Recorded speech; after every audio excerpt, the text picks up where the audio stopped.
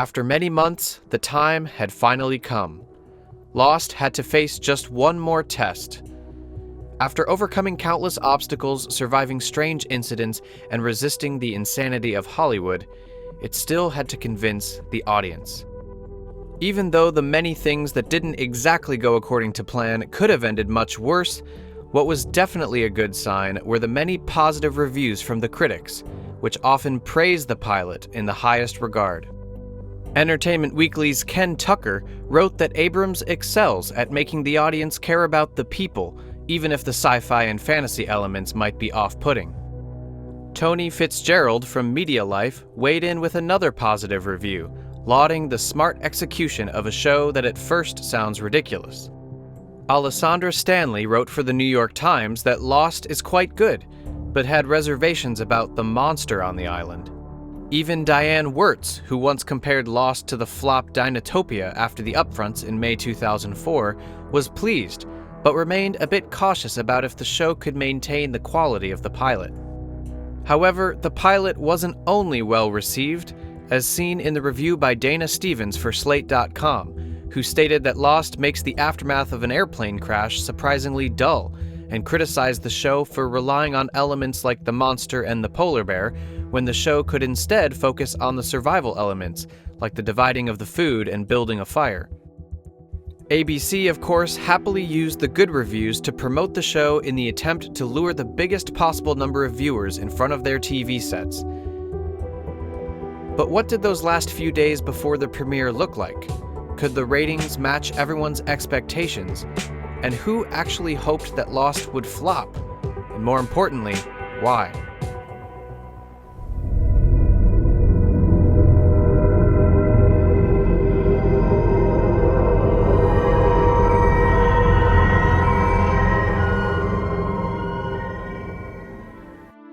The time right before the premiere of a show is perhaps the most exciting phase for all the people involved, as everything would finally come together and the fate of their efforts would be revealed in the hour of truth after the first broadcast. Thanks to the good reviews from many outlets, there was a certain amount of confidence in the success of the project, and the anticipation in the days leading up to September 22, 2004 was extremely high. There was, however, one person among the creative team who was anything but happy during that time: Damon Lindelof. Having a show with the potential of being a huge commercial success, while also being met with an overwhelmingly positive response by the critics, is something that most writers like him could only dream of. But it was a position that he didn't quite feel up to and that he desperately wanted to get away from. To understand him, it's required to explore what he had experienced in the past few months, how he got involved in this extraordinary project, and where his roots lie. Damon Lawrence Lindelof was born on April 24, 1973, as the only child of David Herbert Lindelof and Susan Klausner in Teaneck, New Jersey, where he also grew up. His mother was born in 1945 and worked as a teacher for many years. She took on the role of the loving and caring parent who supported Damon in all his endeavors, and jokingly called herself the co-creator of Lost. As a devout Jew, she initially raised her son according to her beliefs, but came to an agreement with her husband that Damon would no longer have to visit a synagogue after his bar mitzvah, which he didn't do for many years. The reason for this agreement was the upbringing of his father. David Lindelof, born in 1941, grew up in a religious household, but very much rebelled against the beliefs of his parents and remained a strong-minded atheist and opponent of organized religions. He did, however, believe, or at least was interested in, anything supernatural like ghosts or aliens. One of his biggest passions was all kinds of fiction, which made him the textbook definition of a nerd, while his family had other things in mind for him, like taking part in the Boy Scouts or engaging in sports. At one point, his mother even threw away his entire comic book collection, which didn't stop him from starting all over again to complete it in the following years.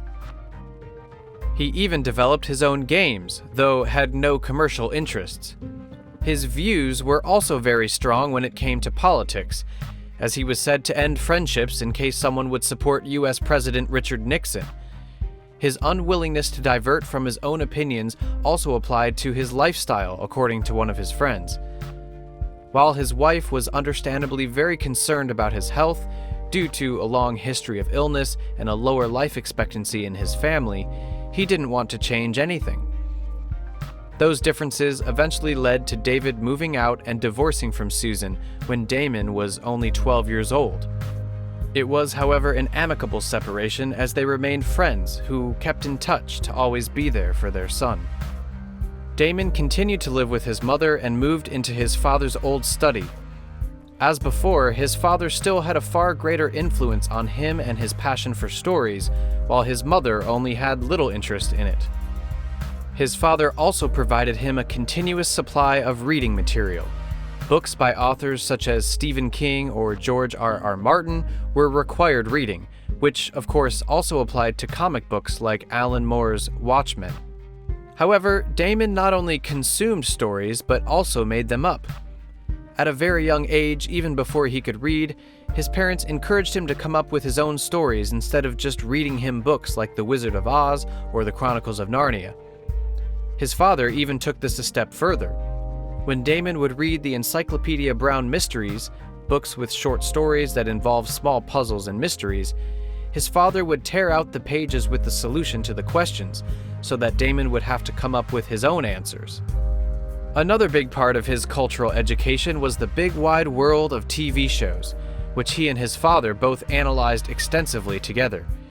Twin Peaks, for example, was recorded on VHS and then examined for hidden clues. But above everything, of course, was the movie theater, which was declared a second home. One of the most significant moments was, like for many other people in the industry, Star Wars from 1977, which Damon saw when he was just 4 years old. This was when he began wondering how movies were made and how they got to the screen. For the two sequels, The Empire Strikes Back and Return of the Jedi, his parents even made an exception and allowed him to skip school for the day so he could wait with a garden chair in front of the cinema to secure himself a good place in the line.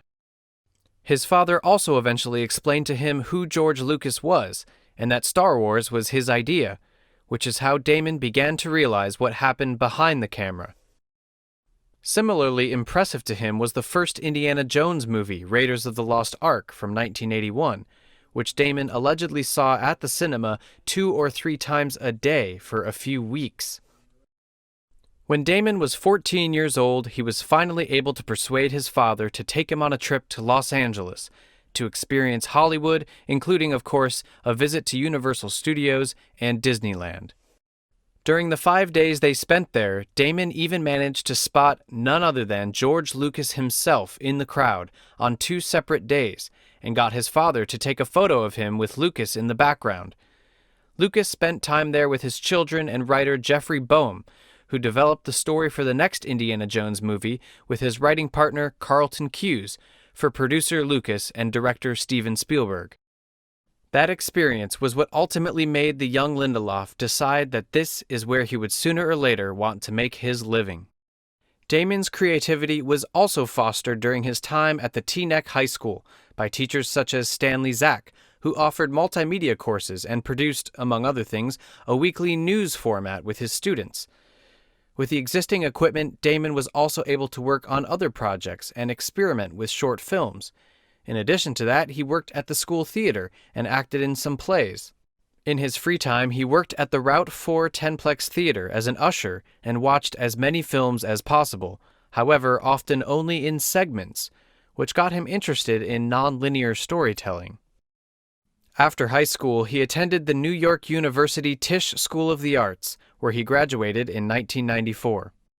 Shortly afterwards, he packed his things, got in his 1979 Chevy Impala, and left his home to move to Los Angeles with his best friend and roommate from NYU to try his luck and follow his passion. Through his friend, he got to know a young woman named Heather Caden, who also just moved to Los Angeles in 1994 to work in Hollywood. While both worked as assistants and interns at different production companies for different producers and directors, they struck up a friendship and talked to each other almost daily on the phone, due to their respective bosses being friends. When he was working at the Metropolitan Talent Agency and for producer Toby Jaffe, he was also writing his own scripts, like the Western comedy The Perfectionists, with which he competed at a screenwriting competition. Even though he advanced to the next round, he thought it was time to change trajectory. In 1999, he decided to switch from the big screen to the small screen and found his first job as a writer's assistant for the ABC series Wasteland. Since most writers on that show were quickly fired, Damon rose to a writer himself, which finally got him an agent. The show was, however, canceled after just a few episodes. This job was followed up by a brief stint at MTV when he wrote for the show Undressed. It changed in a big way for him when he got the chance to get a job in the writer's room for the show Nash Bridges, headed by showrunner Carlton Cuse, who was looking for a new writer. Lindelof not only sent him a spec script for The Sopranos, but also a one-act play that he specifically wrote for Cuse, who wanted to read something original to get a feeling for Lindelof's voice as a writer. This short time travel story with the title Ollie Klublersturf vs. the Nazis was even adapted years later with Chris Hemsworth and Norman Reedus, among others. For Lindelof, Cuse evolved from just an employer to a friend and mentor, who taught him a lot about the business and maintained regular contact with him even after the show came to an end just 1 year after joining the show. In 2001, Lindelof started writing on the new crime show Crossing Jordan by showrunner Tim Kring, where he was able to see a show being created from the beginning for the first time. It was also a show that was quite successful and didn't end shortly after him starting on the job. The show, however, was forced to go on a long hiatus due to the real-life pregnancy of lead actress Jill Hennessy in 2003. Lindelof took that opportunity to develop his own concept for a police drama with the title Zone 5, which he wrote for a producer named Ted Harbert and sold to ABC. Even though the show didn't go forward at ABC, it was that script that helped him develop a relationship with Tom Sherman. With his friend Heather also working at ABC since the year 2000, Lindelof was now in a prime position to get a job there, even asking Heather multiple times if she could secure him a place in the writer's room of Alias, because he desperately wanted to work with Abrams, as he was a big fan of his, and his shows Felicity and Alias. When Lost eventually came around and Lloyd Braun wanted to restart the project in January 2004 with Abrams at the helm, Abrams made it clear that he wouldn't be interested in running the show and was originally just going to oversee another writer. Caden didn't expect this would really go anywhere, but saw this as a chance to get Abrams and Lindelof together in a room, which could lead to Lindelof getting a job on Alias if he could make a good impression. Against all odds, Lost became a reality and was rushed through production, giving Lindelof hardly any time to process what was happening, which he nevertheless described as an amazing time. Only after the pilot was done and the show ordered by the network did he have a moment to breathe. However, this was when things began to change, because he slowly realized what he had gotten himself into. Suddenly, he was in charge of a multi-million-dollar project without any real experience as a showrunner, and he couldn't believe that Abrams would, as he said from the beginning, depart the show to focus on other things. His cries for help were dismissed, his health deteriorated, and he was full of self-doubt. It is made very clear to me that JJ is not going to be running the show with me. Right. And apparently he did make that call because I'm sure they were letting me proceed. I kept waiting for the moment. And as the series started getting rolling, just to jump ahead, I started realizing that I was woefully unprepared and lacked the essential skills to do the job by myself, to actually churn out, we did 25 hours in the first season, including the pilot. So right. 23 more episodes of Lost. I was not going to be able to do that. Just the story-breaking process and the writing of the show was beyond overwhelming for me. But in addition to that, I was flying back and forth between Los Angeles and Hawaii. I was managing the expectations of 14 series regulars, all of whom felt that they were signing on for a show where they would probably get a lot more screen time than, wait a minute, I'm an extra in 2 episodes in a row? Well, this is Saeed's episode, dude. So I'm suddenly like, wait a minute, I'm the parent here? Yeah. I'm the one who wants to go cry myself to sleep every night. So I never would have taken the job had I known what the job was. At that time, however, Lindelof wasn't just struggling with his job as showrunner. 2 years earlier, when he was sitting in the writer's room of Crossing Jordan, he suddenly received a phone call and was told that his father was found unconscious in his bathroom by his housekeeper. He remained unresponsive for several days and then passed away on June 13, 2002. Sadly, father and son were denied the opportunity to reconcile and talk about their not-so-easy relationship, which Damon described as dysfunctional and complicated, but also great and interesting. It became evident that things weren't always going smoothly between them when he was asked what he would want to say in an acceptance speech, but won't.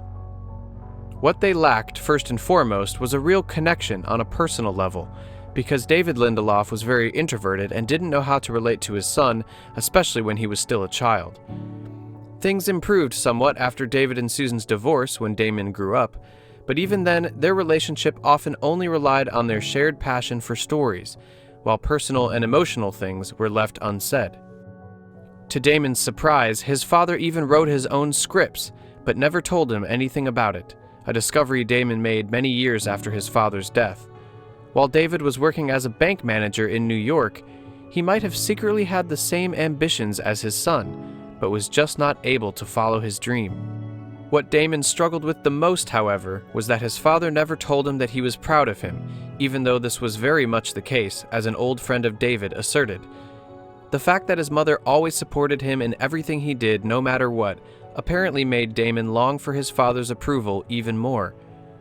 Ultimately, this lack of expressed support caused self-doubt and a strong fear of failure, because he had assumed his father thought he was just not good enough, when in actuality, he simply didn't want to create false hope for his son. How important his father was to him can also be seen by the simple fact that he named his very first production company, founded in June 2005, after his father's pseudonym, Davar Productions, Inc. Things get even clearer in an essay that Damon wrote in 2008 explaining why he tells stories, concluding with the statement that he's a writer because he wants to make his dead father proud. Lindelof's struggles with being showrunner, the loss of his father, and his longing for his father's approval had a big impact on the show as a result of this, as it was directly translated into the story. In particular, the episode White Rabbit, which was created during this difficult time, mirrors Lindelof's real life. The almost hostile relationship between Jack and his father Christian, however, wouldn't do David Lindelof justice, but simply reflects Damon's perception of his father to a certain degree. And how can I do that? I mean, even when I fail, how do I do that, Jack? Because I have what it takes.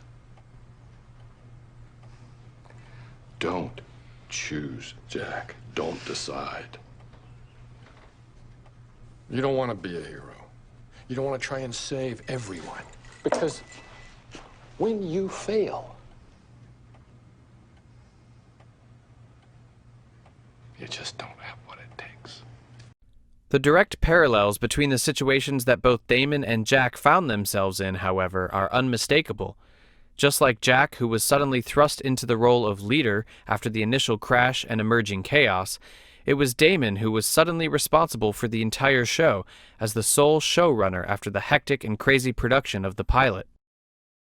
And just like Jack still had to process his father's sudden death without being able to resolve their issues, Damon was also still mourning his father.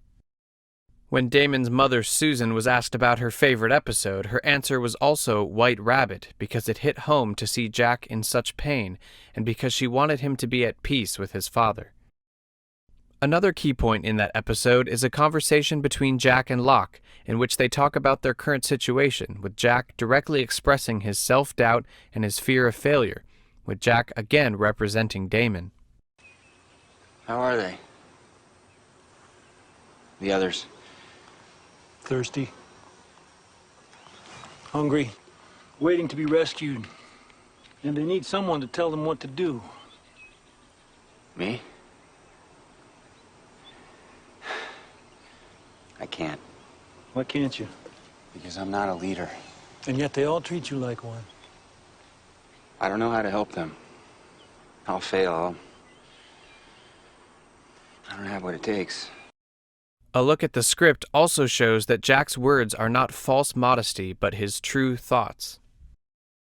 These moments, however, show that Lost didn't suffer under these circumstances. On the contrary, the show benefited from Lindelof's personal situation going forward, especially when it comes to the father-son relationship between Jack and Christian, which was seemingly used as a way for Lindelof to come to terms with his own father's passing and to fulfill his own wish to finally get to hear his father was proud of him, even if not directly. Jack!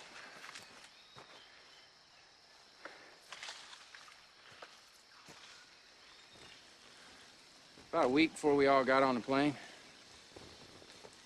got to talking with this man in a bar in Sydney. He was an American, too.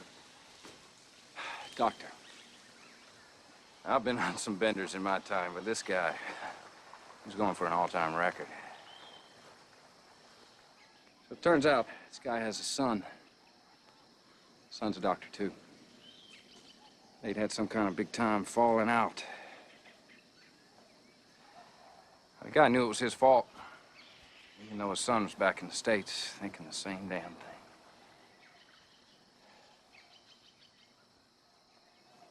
See, kids are like dogs. You knock them around enough, they'll think they did something to deserve it.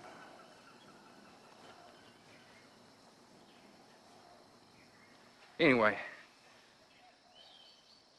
there's a payphone in this bar, and this guy, Christian, tells me he wishes he had the stones to pick up the phone, call his kid.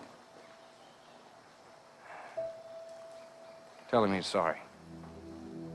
He's a better doctor than he'll ever be. He's proud. He loves him.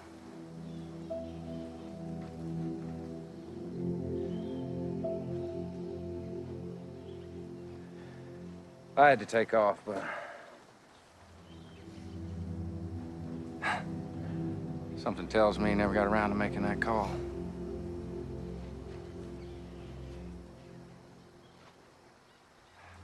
Small world, huh?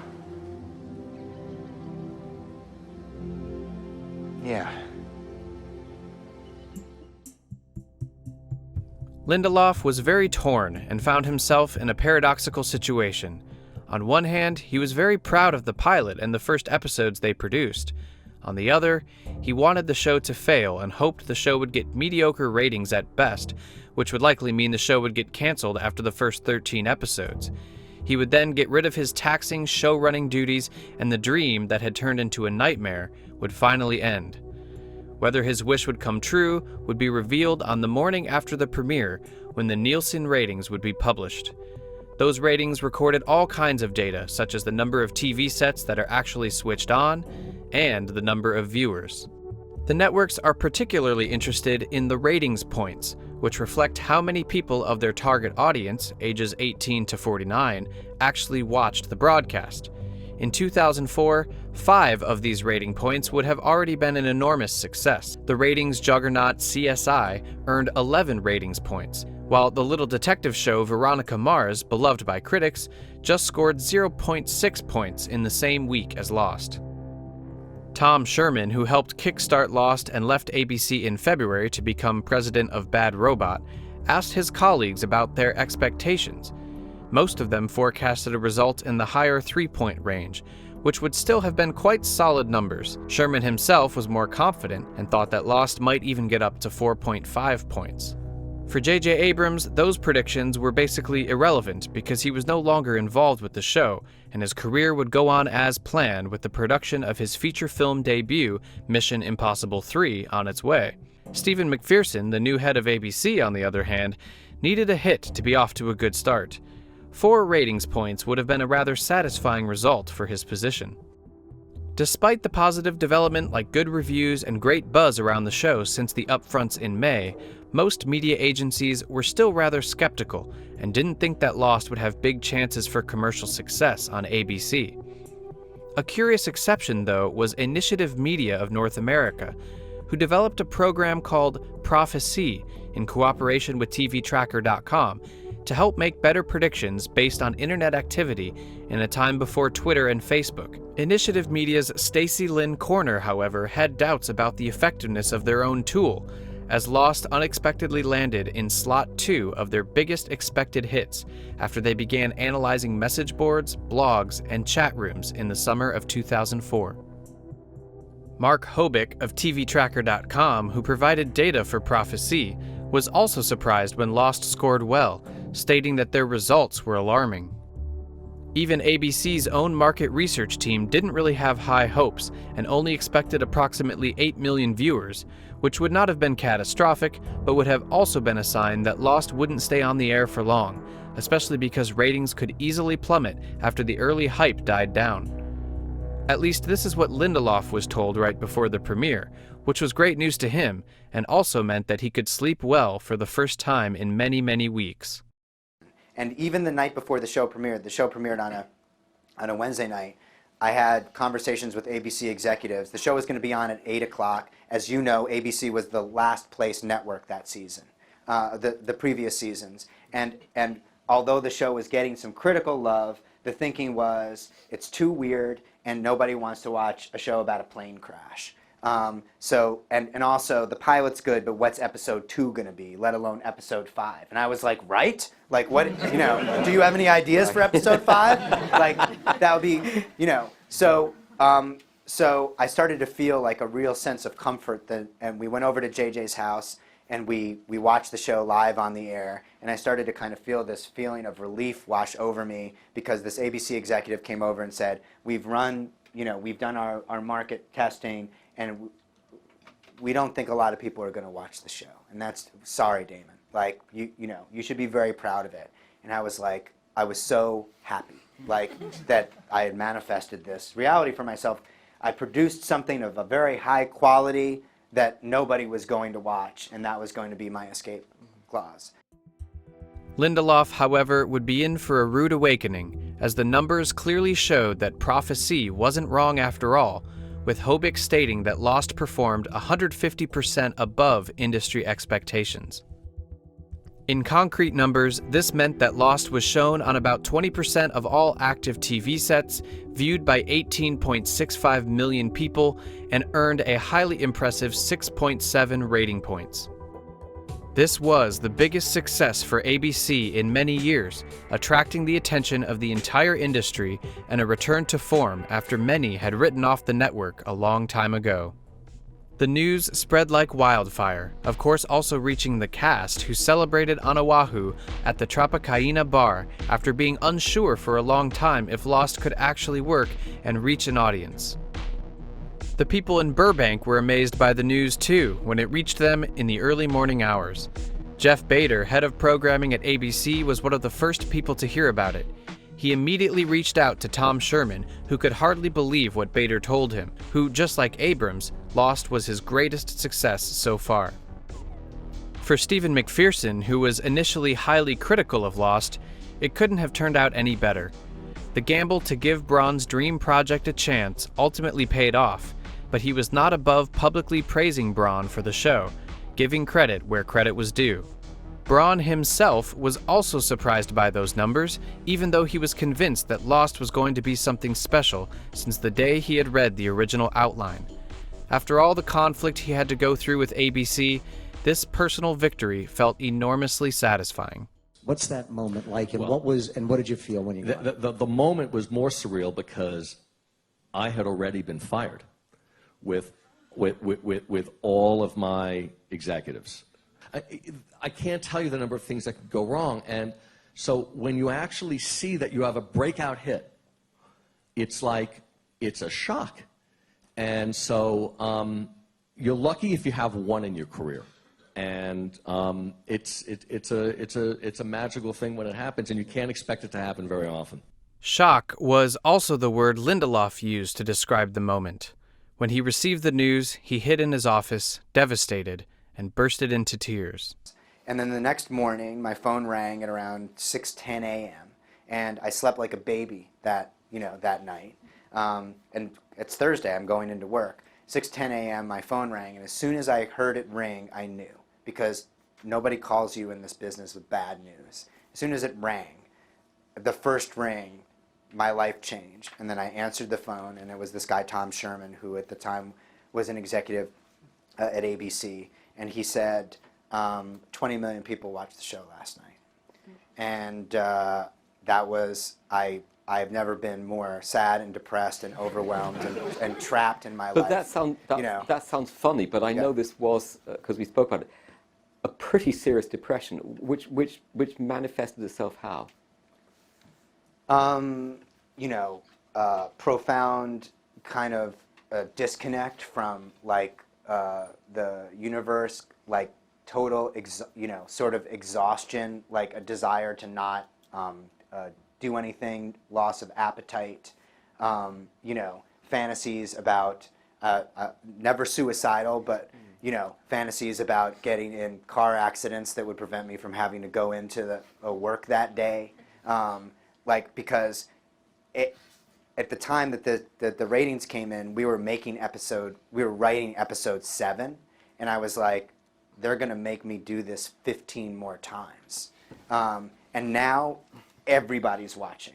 And so when I said it was an issue of scale, I wanted to be a successful television writer. I had worked on and written scripts on shows that had like 10 million people watching, but they weren't my shows. And so suddenly this idea of like feeling so exposed and a terror that the emperor had no clothes, like all these things actually began to manifest themselves over time, which is, what if I fail? I'm going to fail and everyone's going to see me fail. It's not, it's like when Pee-wee's Big Adventure where he wipes out on his bike and there's like 9 other kids basically just standing there who witnessed it versus just wiping out on your bike, and nobody sees it. So I think that like this sense of, and also I had a dream and in terms of like what I wanted to achieve in my life. And when I got that call, it was like so above and beyond anything that I had ever dreamed that I felt like I didn't deserve it. And I was like, I don't deserve this. I'm not entitled to it. I haven't earned it. What am I supposed to do with this? And, my wife and I would go out for breakfast on the weekends, even though I would go into the office afterwards, and we'd be sitting there eating, and the people at the table next to us were talking about Lost. And I was like, this is not a normal thing that should be happening right now. And Heidi, my wife, was smiling. It's like, isn't this the greatest thing in the world? And it was the worst thing in the world. And the fact that everybody was telling me that it should be great made me feel like there was something wrong with me. And I've never struggled with depression. I don't think anyone who knew me prior to this would basically say like, oh yeah, Damon's a sad guy. Like, this has been kind of like something he struggled with all through adolescence. I am a happy guy. And so when this happened, it was so aberrant that it was, and it was incredibly lonely. For him, it couldn't go on like this. For some time now, he had been looking for someone to replace or at least help him to manage his show-running duties.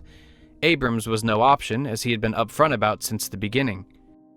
One candidate was Jeff Pinkner, who had been involved with the development of Lost since January. He was, however, too busy running Alias and couldn't take care of both shows at the same time. John Eisendrath was once considered to join the Lost team as well. Like Pinkner, he was also part of the Abrams universe as a writer and producer on Felicity and Alias, and developed the show The Catch with Abrams, which was put on hold and postponed when Lost came along. After observing the offices for a few hours to get a feeling for the show, he quickly left to work on other projects. Lindelof eventually turned to his friend Carlton Cuse, who at the time was under contract with Sony, which he got released from even though it meant he would have to take a pay cut to work on Lost.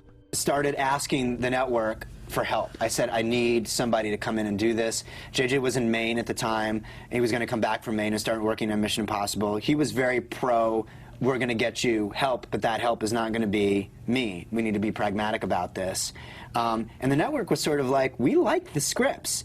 My first breakdown was around the time that I wrote Confidence Man, which was the 6th episode or the 8th hour of the show, which is a Sawyer flashback. Yeah. That's kind of when I hit the wall. And at Carlton, I had been calling him all along the way, just saying, just kind of as a mentor figure, what the hell should I do? How should I called him up and I said, I need a partner. And he was kind of in retirement at that point. He was working on a couple movies, but he was no longer interested in show running, per se. And I said, will you come and do this with me? And he said, send me all the scripts that you've written and any cuts that you have now, and I'll call you back. I sent them all. He read them all that night. He called back the next day and said, I'll do it if you'll have me. And then I called JJ and I said, I found my guy. JJ was like, yay. The network was like, yay. And then Carlton started. We had written, I think, episodes 7 and 8 simultaneously. It was Raised by Another and Solitary, Claire and Saeed, flashback stories. The first one that Carlton worked on was All the Best Cowboys Have Daddy Issues, which was the 9th episode of the first season. And then when he came in, my entire world changed much more positively. I think I only tried to quit one more time after that. And Lindelof actually quit. About 2 weeks after Carlton's arrival, despite the great help he got, he had reached his limit and couldn't go on anymore. He said goodbye to the other writers and told them they would be in good hands with Carlton at the helm. Whether he would at some point return was far from certain, especially because he insisted that Carlton's parking space explicitly identified him as the showrunner, while he only had the executive producer title. There were, however, some rumors about problems behind the scenes of the hit show, with Carlton being named as the new showrunner. Finally, on October 14, 2004, outlets like The Hollywood Reporter reported that Carlton officially joined the lost team. While the other writers weren't really sure about the future now that Damon was gone, Carlton didn't seem to be worried very much, and in retrospect, he even joked about Damon's nervous breakdown after the TV premiere. He seemed to be confident that Damon's resignation would not last for long. As it turned out, Carlton had sent Damon to the Two Bunch Palms Resort in California for an indeterminate amount of time to recover and to get a clear head again. About a week later, as expected by Carlton, Damon returned and joined the writers again to work on the show, even though his return was supposed to be only temporary, as he wanted to leave again after the first 13 episodes he was initially hired for. He then, however, agreed to stay for the rest of the season after ABC ordered 9 more episodes on October 21st, 2004, with his new plan to ultimately leave the show after the first season.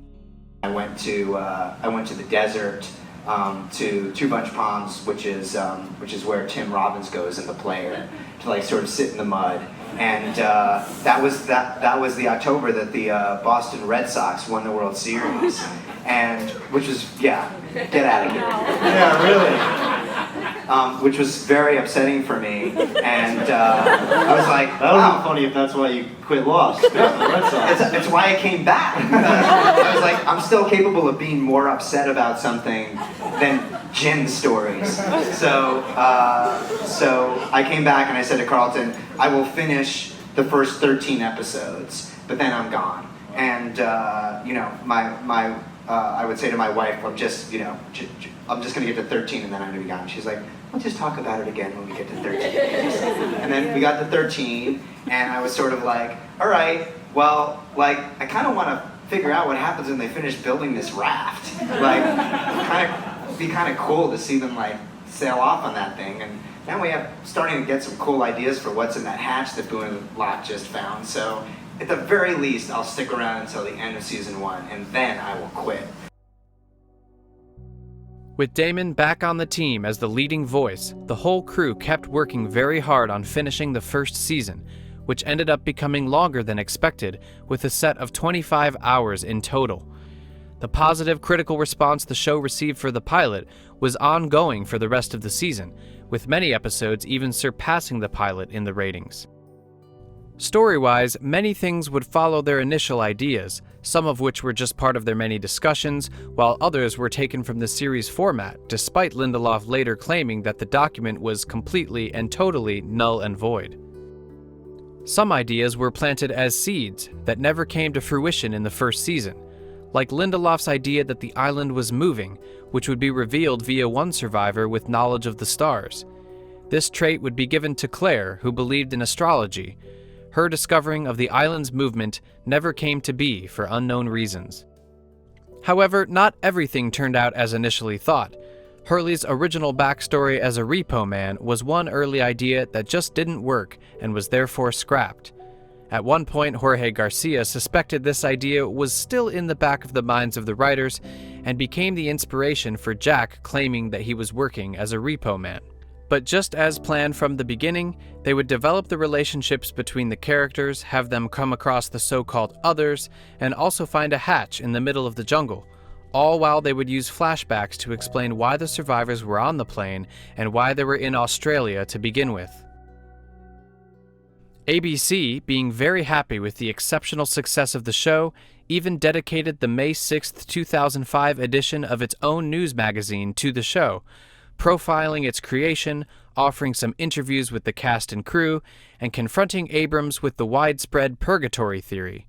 The show averages more than 15.5 million viewers each week and spawned countless web locations where millions of avid fans can obsess about the show's secrets.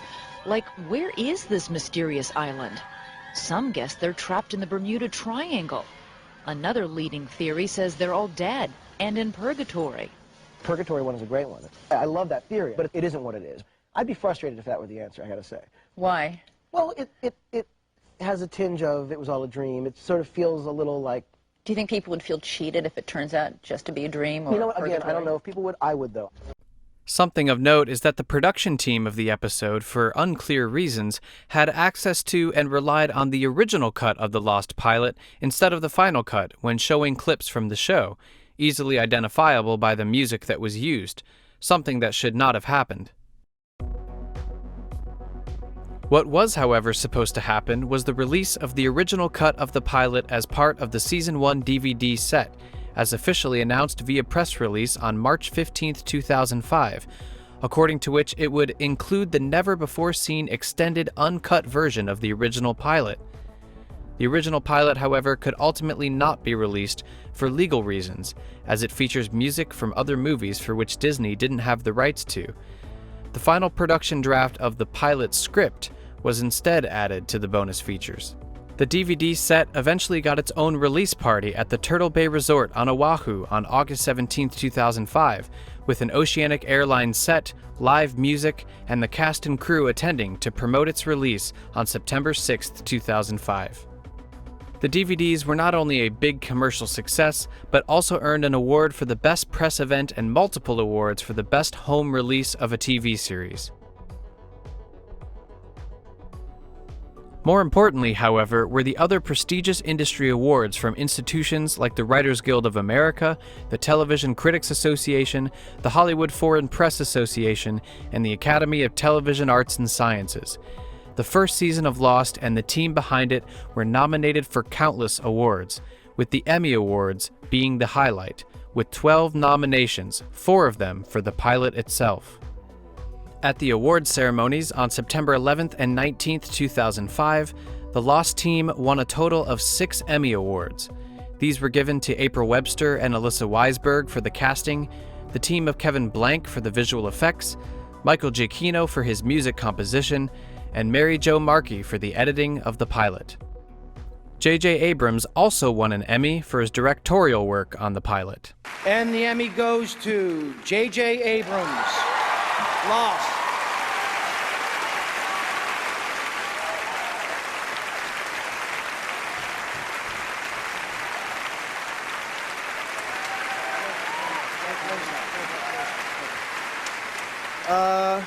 This is weird. I'd like to thank Steve McPherson, ABC, Mark Pedowitz, Touchstone Television, Lloyd Braun for the inspiration. I'd like to thank my agent, David Lahner, Damon Lindelof, who is a humbling genius. Thank you. The entire cast and crew in Hawaii, you're remarkable, and mahalo. And I'd also like to thank my beautiful wife, Katie, without whom I would absolutely be lost. Thank you so much. Didn't come out on top in the Outstanding Writing for a Drama Series category for their pilot script, but instead won an Emmy simply for Outstanding Drama Series. And the Emmy goes to Lost.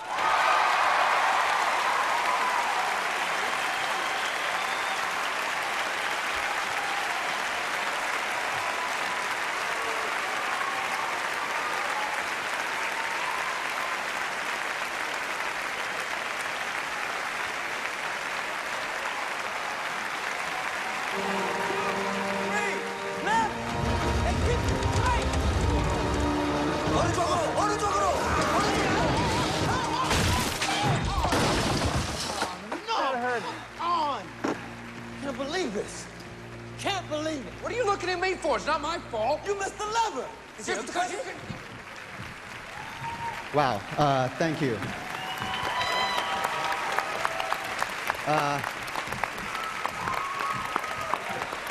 All the amazing people on this stage and also in Hawaii, thank you for believing in our show. And the Emmy voters, thank you for believing in our show. And ABC, thank you for believing in our show. Touchstone, thank you for believing in our show. We know it can be frustrating, bear with us. But we could not feel more gratitude to all the people who let us do the work, our wives, our families, our mommies, our daddies. Thank you so much. Thanks for getting lost with us. We are really, really appreciative. Thank you. God bless. Jeffrey Lieber, who was nominated for the pilot script as well, was happy with that outcome, as he also attended the event and would have had to share the stage with Abrams and Lindelof, even though he had never met them before, which would have been a rather awkward moment.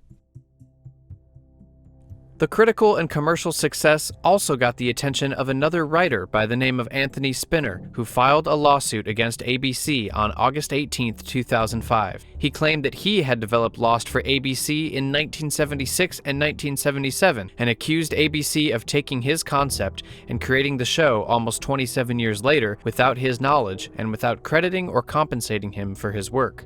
Spinner, in fact, wrote a 121-page pilot script with the title Lost for Sid and Marty Krofft that was intended to be produced for ABC and for which he received $30,000. The Hollywood Reporter even reported on the project on January 17, 1977. The people at ABC are said to have been satisfied with his script, but ultimately rejected the project due to the high production costs. Spinner pitched it again to ABC in 1991, this time with the title Castaways, but to no avail. In 1994, he tried to sell the show one more time with its original title. He was, however, told that the show needed to be more interesting, maybe with a sci-fi spin. Spinner thus changed the setting to outer space in the year 2060, where his characters had to struggle for survival on a strange planet. His revamped take on his concept ended up being rejected as well, because it was too close to Earth 2, a show that was airing on NBC. This was the end for his Lost. Based on that history, he asserted that ABC had his scripts in an archive where they stored all kinds of scripts they had bought over the course of many years. To substantiate his claim, he made a list in which he compared his 1977 Lost script with the Abrams and Lindelof version. Spinner also argued with Lost's extraordinary development story and noted that Lloyd Braun was allegedly fired because of the price tag of the pilot, which was the same reason why his pilot was never realized in the first place. The incredibly short amount of time in which the Abrams and Lindelof version of Lost was produced was made out to be proof that they must have had access to his script, because they otherwise couldn't have come up with the show in that amount of time.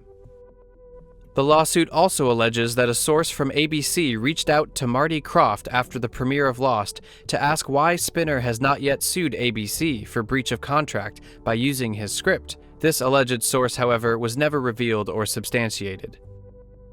At first glance, his allegations might raise some doubts about the true genesis of Lost. By taking a closer look at both projects, it does become apparent that the similarities between them are simply superficial. As shown in the case of Lieber's Nowhere, it is very easy to draw parallels between two stories, especially when they are presented in a very generic and abstracted way, so they can be applied to almost anything.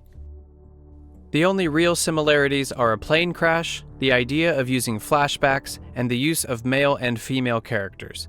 Spinner's Lost script, for example, features a group of 8 people consisting of 5 athletes, their team doctor, a television reporter, and a pilot who crashed in the Himalayas on their return flight from Tokyo. There they are in danger of freezing to death, only to discover a tunnel that leads them into a strange prehistoric world that is also inhabited by dinosaurs.